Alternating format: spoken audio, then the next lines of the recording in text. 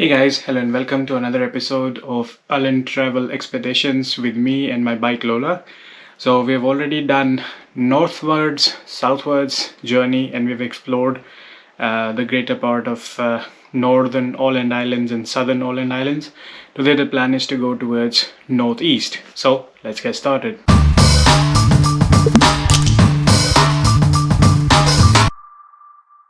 So this is Mariehamn. The plan for today is to go northeast here towards Kastelholm, look at a castle, and then there is a fortress here in Bommersund towards the end here. So the next stop would be this and then return all the way back. So up until this point, I think we have already covered when we went up north to Bergen for hiking. So now we're gonna go up to this point, retrace our path, and then take a detour eastbound to explore the northeastern side. So let's go. So had to swap out Lola. This is Lola 2.0. She was low on tire pressure and the pressure pump was in the storage, so it was much quicker for me to just swap out. But we're gonna call her Lola as well so that the original Lola doesn't feel left behind. You know, the plan was to take Lola with me on all my adventures, so she's just keeping the seat warm kind of thing. And yeah, we start off the biking by the marina, so it's nice views.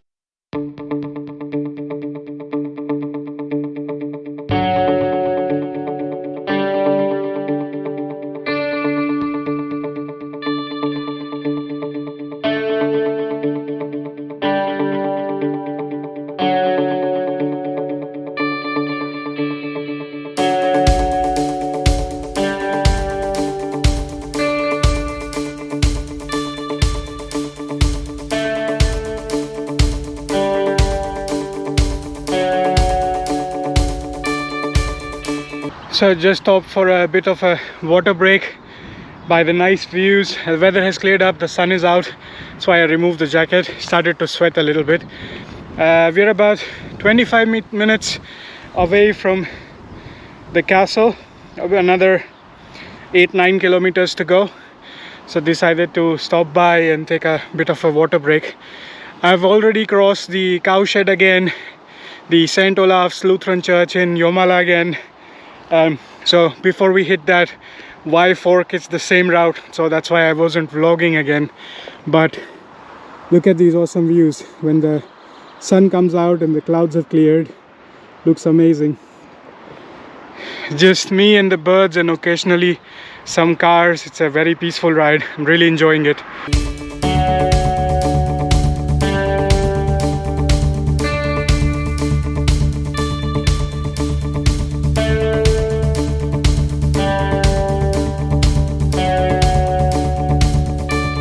So now this is the newer route.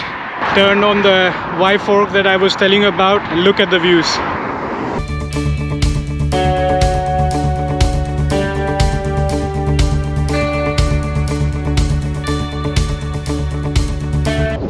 There's a cafe up top on the hill there, and that tunnel is where the cars are coming from. But this view is amazing, loving the sunshine. Somewhat similar to what we had yesterday, only this is broader because there are cars passing by on this highway.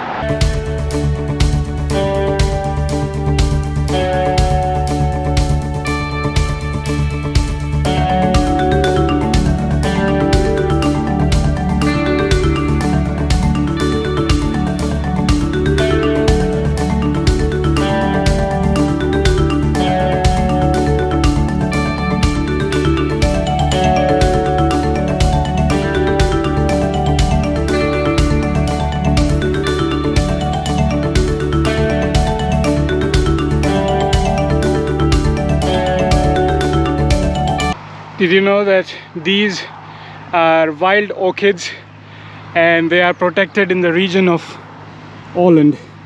They look so beautiful, like lavender.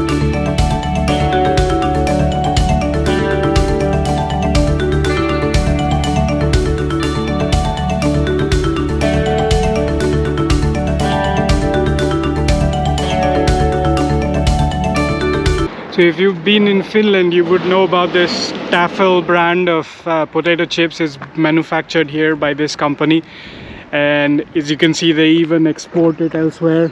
They have a big warehouse here, and right across there is the factory shop. This is about 2 kilometers before the castle, so I decided to take a stopover and try and see if I can go inside and explore a bit. So I bumped into one of the clients who recommended that I go check out the factory outlet first and ask the staff if it's possible to make a video inside, because normally for the factory floors it's a secured area, so they don't allow that. But anyways, this is a happy potato, and there is one icon there as well, so we're gonna take a close-up shot with it and then try and check out the factory outlet. There's a school group here, but just gonna explore inside, see what there is. Not interested in buying anything per se.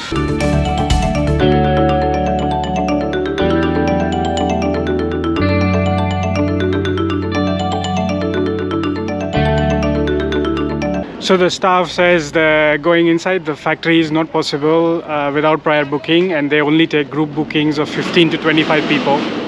So can't really go inside, but let's continue onwards to the castle then.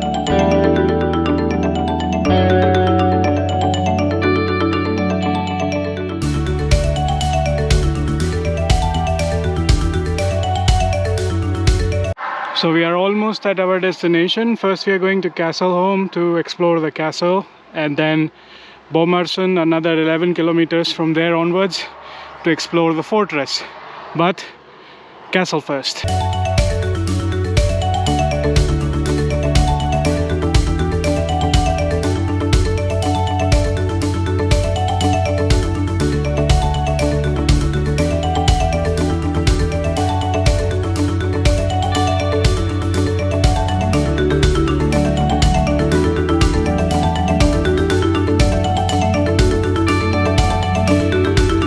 Okay, so finally arrived at the castle, and with this I've completed 100 kilometers with Lola. Was just chatting with the staff and learning more about the castle, what else is there to see. So it turns out there is a castle here and a prison museum here, but there is also a combo ticket which also gives you access to the history and culture museum, which is actually in Mariehamn. And I got the summer ticket, which gives me about 2 years to visit all of these places, and once you visit they put a date stamp on it. But this is nice, and also the staff was very kind to explain to me about this audio guide. So it's some sort of like a tablet with numbers on it. So when you go inside, you see a spot, you see the number written on it, you press it, and then you listen to the audio to learn about it, so you don't have to just walk around completely clueless what's happening. And this way is much better. It's very quiet and peaceful here. The views are amazing. So let's try and explore inside, see what else we can learn about the history of this castle. One thing I know for a fact, that this is a medieval castle and one of the 5 remaining medieval castles, if I remember correctly. So I'm really curious to learn about the history of this place. So as you can see, the route is well marked. These are the numbers. So you look at your tablet and you press number 1, listen to the audio and learn about it. This is so cool.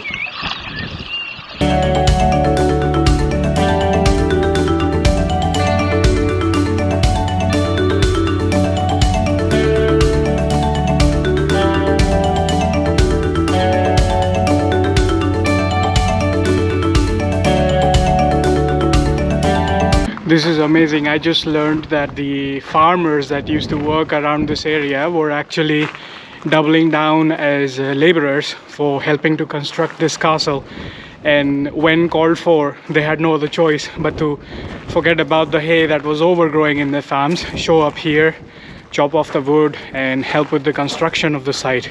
This is interesting. I think at some point the audiobook mentioned that in exchange they could use the burnt limestone for their efforts. So it was kind of like a barter that way. I don't suppose they were paid for this kind of labor, but so farmers had multiple roles to play in this kind of setting. And that area that we saw was actually laid in like 15th century. So this is actually a medieval castle, still pretty well maintained.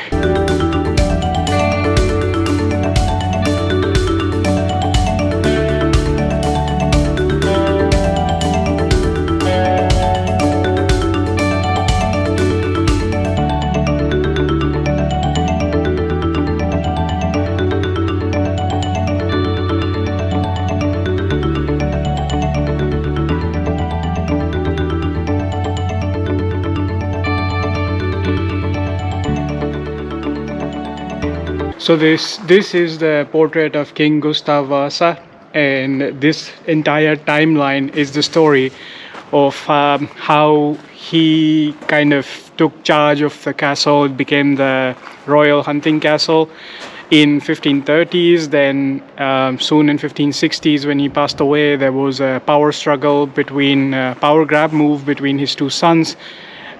His one son, who was appointed Duke of Finland, John, was actually then married to a princess who was of Lithuanian origin, and then Polish-Lithuanian origin. And then his brother Eric imprisoned him for treason in 1570s, and then the struggle continued. And that's the whole timeline explaining the story of the latest restoration, which is what we are looking at now as of early 2000s. So now we are entering the southern part of the courtyard. This is even more rustic looking, and they have the local red stones for constructing this. So they use the local red granite for the lower parts. 15th, 16th century kind of construction. Even back then they had such an interesting architecture.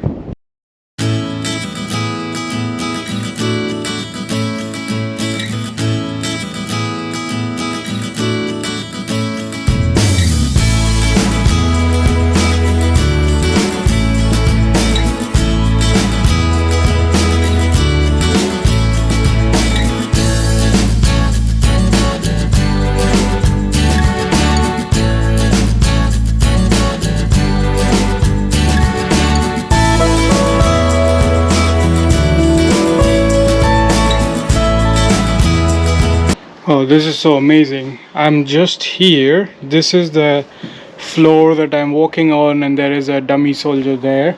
This is already 15 meters above ground, and then there was another floor with areas for shooting bows and arrows, and for other artillery above this. Must have been so high up.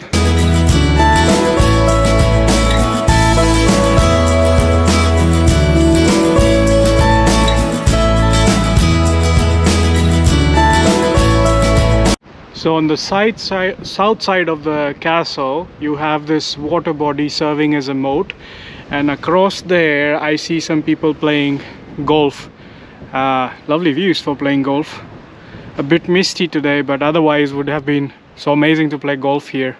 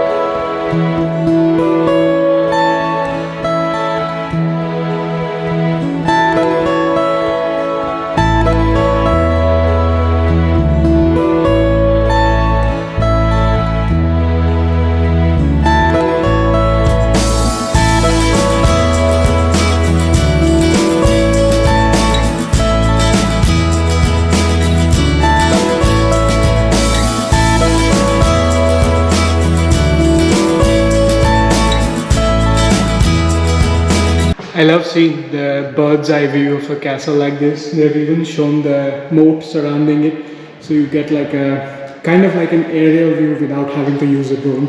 It gives a really good idea of the structural significance and how the castle was built, how there are the layers, where are the residential side, where is the artillery, and where they have made the defensive mechanisms. Also their kitchen and stuff, what were the challenges in the medieval ages. Sometimes it used to smell, sometimes there was pungent smoke, so on and so forth. Their eating habits. There's so much to learn around here. Of course, mine is not an archaeology channel, so I'm not going to go into all the details. But definitely recommend borrowing the audio guide and speaking to the staff here.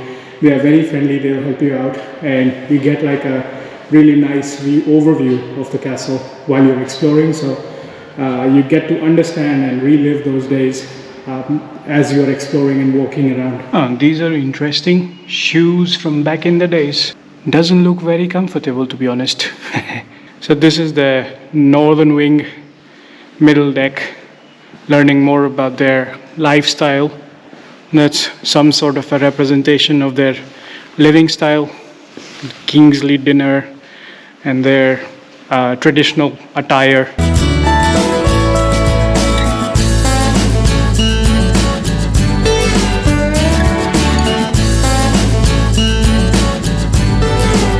This is the east wing. There is also a well there, which during excavation they have dug up to 5 meters, but the audio guide said it might be even deeper than that. So, done exploring the castle. That's the castle behind me, and then maybe just 2-3 meters up the little hill there is a Prism Museum over there, and the combo ticket I took, so I already got a nice stamp for the castle with the date.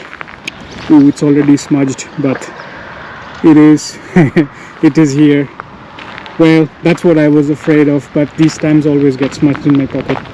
Anyway, so there is the next one, which is the Prism Museum, and the last one is the History Culture Museum, which I'll leave it for tomorrow. And then there is also a nice map, so let's take a closer look at where we are. So this is the castle, that's the moat around it. This is the Prism Museum. That's where I'm headed next, so it's like that's where we are. Just walk a little bit and you're there. And then this is some information regarding the opening hours and ticket pricing and the opening seasons for you, just so you can understand when you're here. And yeah, let's head onwards to the Prism Museum. There is also a cafe, a restaurant, that's the Prism Museum, that some garden, and then a distillery. Although I don't drink, but I'll see if it's nice for logging inside. Might as well take a tour and learn about the distillery here, the All-In Distillery. So this is the way, nice and easy.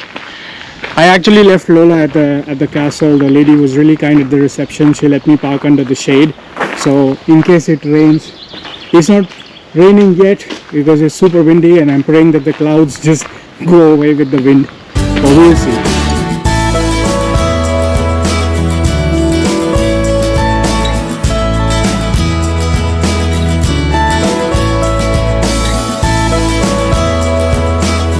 Okay, this is nice. That's the distillery, and right across that white building is the Prism Museum.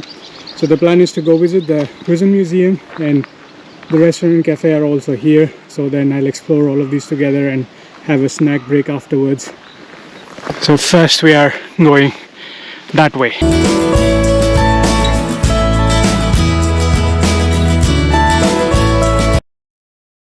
So here again is the entry ticket, but I already have it, so I just have to show them and get a stamp at the entrance.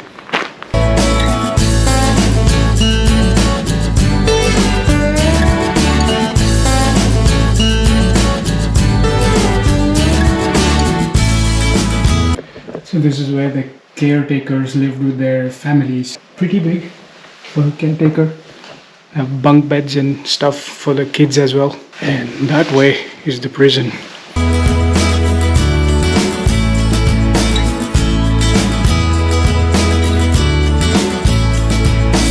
prison currency. That's interesting. Looks like some sort of pennies.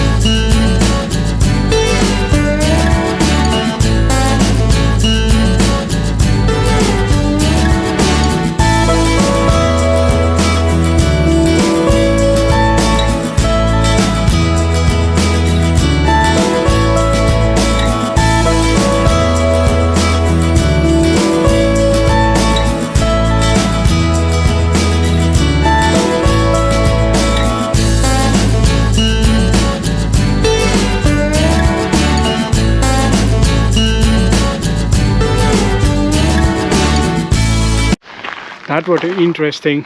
Back in the days they used to stuff in like 6 odd people in the same room as well.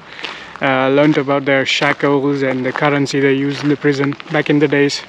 Now that was the Prism Museum, and now let's explore the distillery and learn more about what there is to see here. I remember reading about the distillery a few days back when I was exploring the spring festival all in Gronskar that was happening here. But as you see, it's like about 30 kilometers from Mariehamn, so most of the main destinations were spread far away, so it didn't make much sense to come all the way here just for this. But now that I'm here, I might as well explore and grab a snack.